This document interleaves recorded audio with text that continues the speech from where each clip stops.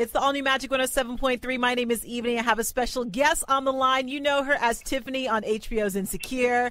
Man, I don't know what, like, you've done everything under the sun. Your podcast, Small Doses, your HBO stand-up special, I Be Knowin'. I got Amanda Seales on the phone. How are you today, Amanda? I'm good. Nice to talk to you. Nice to talk to you, too. Now, I'm super excited. I just watched, like, your little promo video for what you have coming to KC July the 10th, and it's called Smart, Funny, and Black. So I thought you were going to do stand-up, but if you can explain to the people what you're going to be doing. Smart, Funny, and Black is basically my Black pop culture comedy game show that I have brought all over the nation. We have a live band, and we bring two guests that compete in games that I write that test their knowledge of Black culture, Black history, and the Black experience.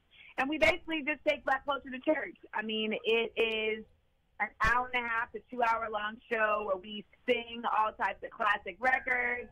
We talk about history. We talk about the past. We talk about the present. We talk about the future. But really, it's hilarious, and it's meant to be a safe space to celebrate Black culture.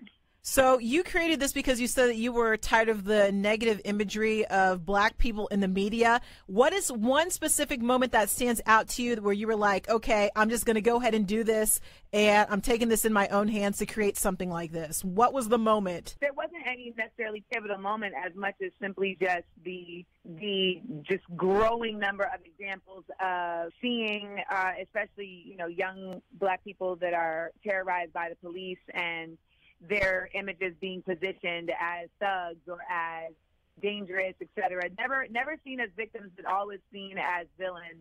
And, just seeing the attempts to vilify people like Maxine Waters and the attempts to undermine just our growing interests as Black people in this country in terms of protecting ourselves, in terms of showing our strength in numbers as a community. Like I said, I have a platform, and I also have the gift of comedy. And it's like, when we see all the negativity and we know who's in office and the way that he is just blatantly racist, we have to take matters into our own hands to celebrate our own space and create our own spaces. And that's what I decided to do. And I know somewhere like Kansas City needs that. Absolutely. So we will be there providing. It's such an honor that you chose Kansas City as one of your stops to come. So I thank you for that. Of course. I mean, I think it's so important that we try our best to not only hit the major markets, but to hit markets that don't get enough safe spaces for Black folks, that don't have enough, examples of, just taking time out to celebrate and to not necessarily critique. We do a little bit of that too, but it's really just an uplifting, hilarious, nostalgic show that reminds us all about our strength in numbers and about our power. Please believe that Kansas City is going to show you a good time. Mainstream media, obviously, they love our culture, but as a Black creator in Hollywood, are they inviting to your ideas when you go to them for things that you've developed? I mean, I think it's a yes and no. I think that there's always just a certain level of conversation that requires convincing. I think when we talk about diversity and the growth of that as an actual mainstay and foothold, I think one of the key elements is just, understanding that, or having white execs who understand that just because something isn't for them or just because they don't understand it doesn't mean that it isn't understood by like a large group of people, or, that there isn't a following that it is for.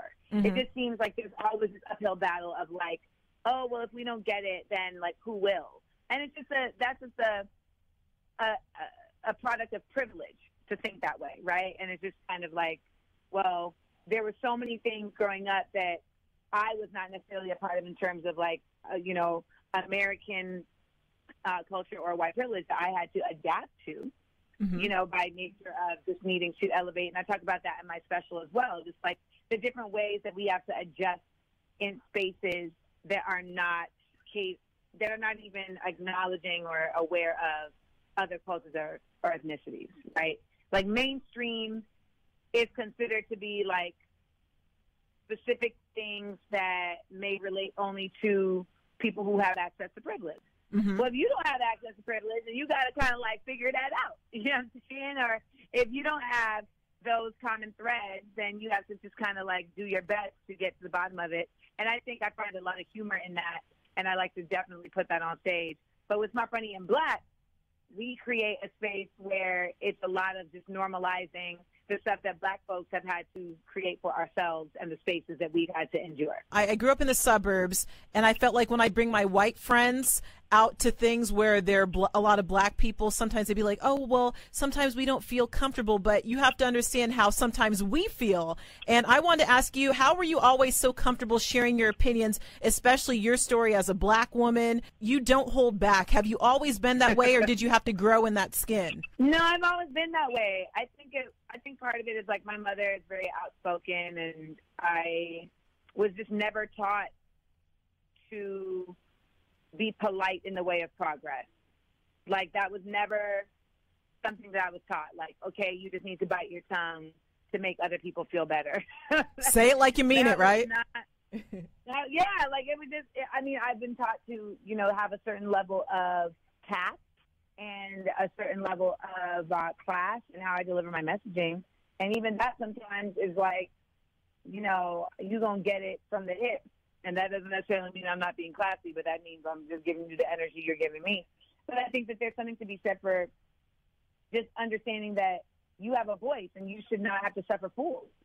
And I think Black people, especially in this country, have become so accustomed to suffering fools that we oftentimes don't even realize that we don't got to do that, you know. And we have been so successfully beaten back by, you know, shady politicians and by overbearing policemen, et cetera. And the goal is always to set us up. The goal is always to let us to try and train us to be quiet and be and calm in the face of oppression. And that's something that we've seen our ancestors have to go through, and we've seen our grandparents have to go through, and we saw that they fought back, and we continue to find new ways to fight back. And for me, that's my voice. With your voice, I know that sometimes on social media, people come for you. What's the toughest part about having your platform and being in the public eye, especially in the climate that we're in right now in our country? I will say the toughest part is just the reality that there's so many folks that just don't want to see the truth. You know, it's like staring them in their face, but they still kind of rely on other people providing an opinion for them. They still don't necessarily grasp the bigger picture of things. And you realize you can't save everybody, you know, and that some folks are just more comfortable criticizing and attacking individuals within their space than turning that attention to those who are actually creating harmful spaces for them. And that just gets frustrating because you're just like, I'm on your side.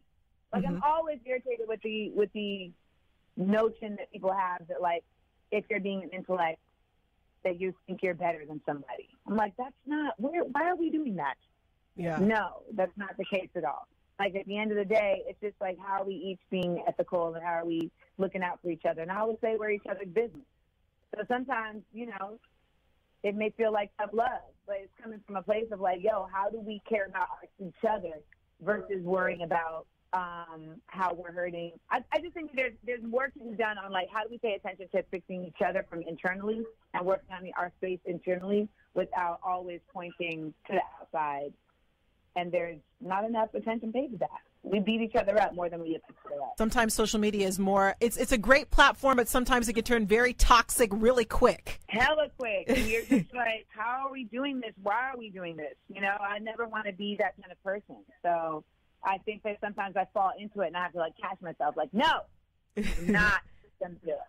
And speaking of you asking yourself sometimes, why do we do it? What do you want your legacy to be? Because you do so much for the culture. What's the one thing that you want to impact and leave a lasting impression on people, or what do you want to leave as your legacy?